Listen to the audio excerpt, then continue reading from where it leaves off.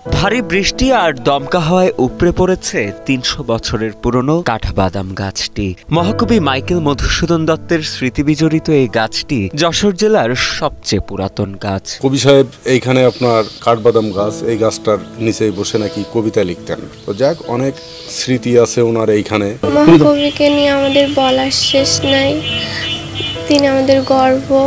হঠাৎ করে গাছটি পড়ে গেছে, তা আমরা দেখতে আসছি, ছবি তুলছে, আমাদের খারাপ লাগছে, স্মৃতি হিসেবে রেখে দিচ্ছে ছবি তুলে। প্রায় ৩০০ বছরের পুরনো এই গাছের অস্তিত্ব বিলীন হওয়ায় মনে দাগ কেটেছে কবির ভক্তদের। উপড়ে পড়া গাছটি এক নজরে দেখতে ভক্তরা ছুটে আসছেন জেলার কেশবপুর উপজেলার সাগরদাড়িতে কবির জন্মভিটায়। শেষ স্মৃতি হিসেবে গাছটি স্পর্শ করে ছবি তোলার পাশাপাশি অনেকে আবার নিয়ে যাচ্ছেন পাতা, ডাল, শেকড় সহ গাছটির বিভিন্ন অংশ। যশোর জেলার মহাকবি মাইকেল মধুসূদন দত্তের জন্মভূমি।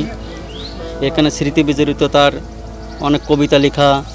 এখানে একটা কাঠবাদাম গাছ আছে, সেটা কিছুদিন আগে ঝড়ে সেটা ভেঙে গেছে। সেটা দেখার জন্য আমরা বন্ধুর মহল এখানে ছুটে এসেছি। এখানে আবার দুটো কাঠবাদাম গাছ লাগানো দেখছি এসে।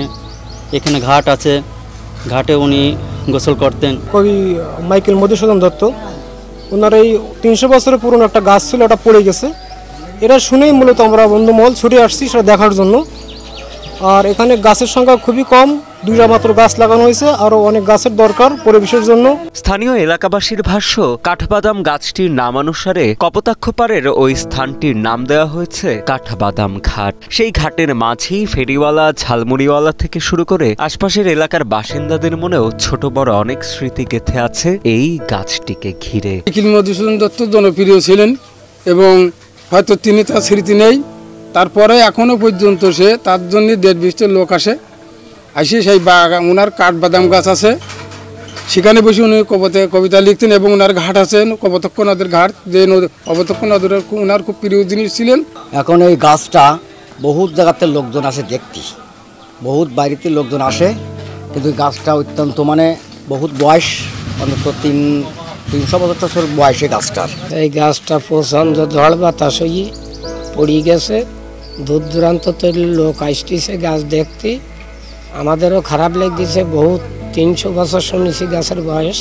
এদিকে জেলা প্রশাসনের ভাষ্য, ইতোমধ্যে উপড়ে পড়া গাছটির পাশেই 2টি কাঠবাদাম গাছ লাগানো হয়েছে।